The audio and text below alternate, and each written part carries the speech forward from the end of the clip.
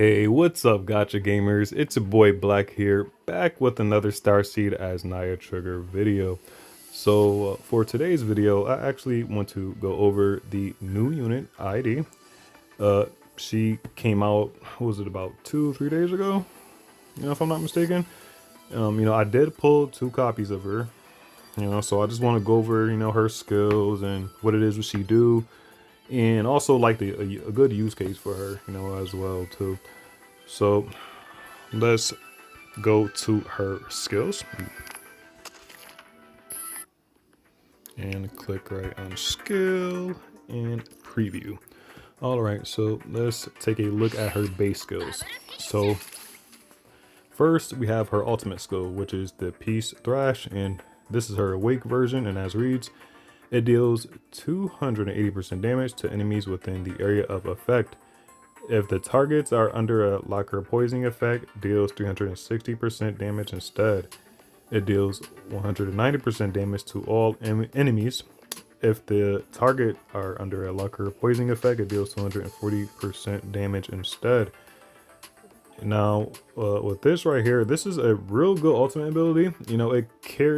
It pretty much covers a good portion of the opposition's, side of the battlefield. And as well as it does, a good amount of damage, as well. And for the Blossom version, now this version, it deals 200% damage to enemies and within the area of effect, and it deals 60% damage every 10 seconds to the impact area. So what does that mean? Every 10 seconds, essentially, they'll be getting 600 damage, 600% damage done to them, so that is a highly useful dot right there. And now for her active skill, we have Bombing Shot. So it deals 120% damage to the enemy with the lowest HP, and if the target's remaining HP is 50% or lower, it deals 180% damage instead. It deals 115 damage to enemies within the area of effect, and if the target's remaining HP is 50% or lower, it deals 165% damage instead. It reduces the cooldown of the active skill 1 by 0.5 seconds and 8, and each time a locker poisoning effect triggers on the enemy. So this right here is like one shot, one kill pretty much though, just because it's automatically targeting like the lowest person. Now that is pretty big. That's pretty big, and it's also a game changer as well too. So like, who is the units who she more than likely will be targeting first? From my experience so far with her, I noticed that she targets the front line first. So essentially it would be the tank, or it would be an attacker that she would be targeting, whoever it is who would get to the lowest. And going on to the next skill, which is the Clock Blockbuster. This deals 160% damage to enemies within the area of effect, and it casts a toxic gas effect of 5 seconds. And now the toxic gas, it deals 50% damage each time the target recovers HP. Now that is huge, guys, freaking huge. This is highly beneficial against healers. Specifically healers though. I believe that this unit actually may be one of the first units that may be actually a perfect counter for overhealing. So if you're in the PvP mode, you're going against a double sustain, this may be the unit for you. Okay, and going on now to her passive skill, and that is Toxic Spray. It casts a locker effect 10 seconds on target, max 3 stacks upon landing skills or ultimate skill. So at 3 locker stacks, it removes the locker effect from the target and casts a locker poisoning effect for 2.5 seconds, which is, oh my god, that is just beautiful. That is just beautiful. So what does that mean? So that means when she casts that locker effect, it's going to stack to 3, all right? And that is her DOT right here. So it deals 15% poison damage every second, right? So that right there is going to be stacking, each second. So 15, 30, 45, so on, right? And once that you know, fully stacked, boom, it's going to eliminate itself, and then it's going to apply this locker poisoning. It deals 45% poison damage every second. Now this right here is the game changer and the big damage dealer, low key. And the locker effect is not applied when landing skills or ultimate skills. So again, keep in mind, this is automatically cast after when you cast your locker effect. Well, I don't know how to even pronounce that right. Lacquer, Lucier, like who knows? But the lacquer effect. So after when that's done, yeah, this effect will be getting cast, and that is highly beneficial too as well in a lot of situations. And going on, now we have for her explosive paint. Now I haven't, you know, unlocked her plugin yet, so unfortunately I haven't, you know, been able to see the benefits of it. But as reads, it deals 100% damage to a target's vicinity whenever a locker poisoning effect lands on the target. So I do need her plugin so I could get that, you know, that little extra damage, you know. And I actually now want to just go into the training mode, well, research mode to be exact, just so I can show you guys, you know, her damage output. So we all know that when it comes to like DOT, well, if you don't know, when it comes to DOT damage, I believe that Patricia, like, she's honestly the absolute best, you know, when it comes to dot damage and damage overall.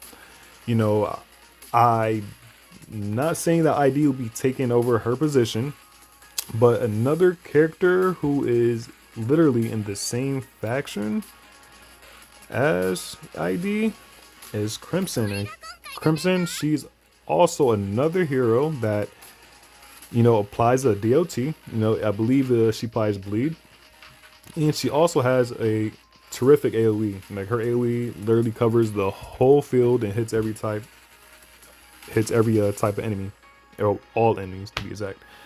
Right, so right now I'm just going to test Crimson's damage out. So we're gonna put my best tank out there, which is Ambrosia, and let me get a second tank.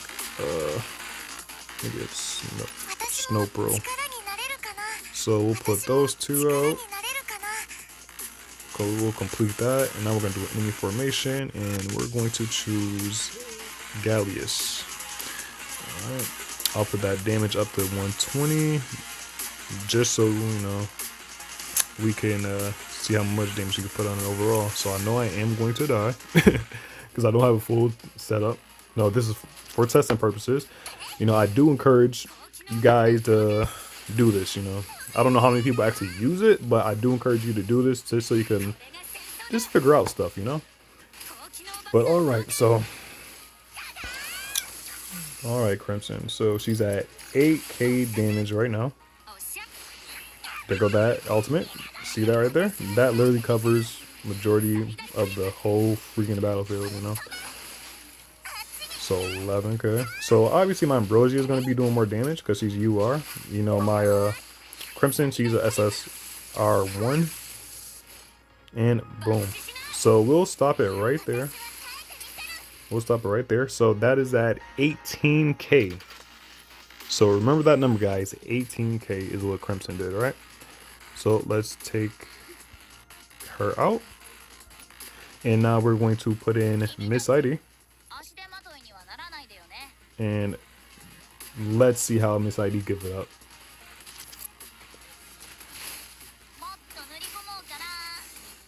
And okay, oh, she was just leading for a second. 9k, that fast? 9k, that 10k? 11k? 15k? 17? 18? 23. What do you know? What do you know? 31. Alright, she's still alive. I'm gonna keep it going. 36. 37.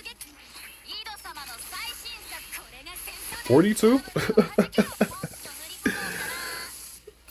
50. 50k damage, guys. Now, if that is not convincing, I don't know what is. So that right there literally just shows you that, you know, ID, she literally puts out more damage than Crimson right there, which is like which I like to think of them as like counterparts because they same faction. They're both Rangers. They kind of similar, but not similar, you know. But at the same time, like, yeah. So, yeah, guys, that right there was my showcase. Now, to ask me, for free to plays, as a free to play, should you pull for this unit? You know, or should you pull for Sia? Because I know that there's a lot of people that's kind of contemplating like on which banner they should go for. So, as a free to play, this is what I recommend. I highly recommend you pull one copy. Why? Reason being is because that should be all. That's all you literally going to need. At base form, she pretty much, you know, does the job fine, you know. But as her banner expires, I do believe she would be thrown into the recruit. Like so, just grab one copy of her now just to get her. And then once she's released on the recruit banner, then you know you can throw her on your wish list and, you know, try to get more copies of her, you know, that way, you know, as a free to play, just so you can save your gems in whatever, you know, your gem plan is, you know. And as for like Sia, you know, if you're picking like what unit you want to really like go in on, I would say it probably would be more beneficial to go in on Sia. In terms of meta, in my opinion, she's the best attacker like in the game that we have, you know, as of right now. So I would say like, yeah, she is definitely the one to go in on if you do choose to, you know, as a free to play. But as I said, just make sure that you at least pull one copy of ID. All right, guys. So with that being said, you know, that would be it. So if you have any questions, you know, drop a comment, or even if you have ID and, you know, you had a situation that she got you out of, hey, mention it below, or whatever it is what you think, you know, of the unit, hey, mention it down below, guys. I would love to hear and love to conversate, you know, about it. But yeah, guys, I hope this was, you know, informative for you and gave you a little bit more insight about the new unit. But on that note, I would like to thank you guys for watching, and I'll see you in the next one.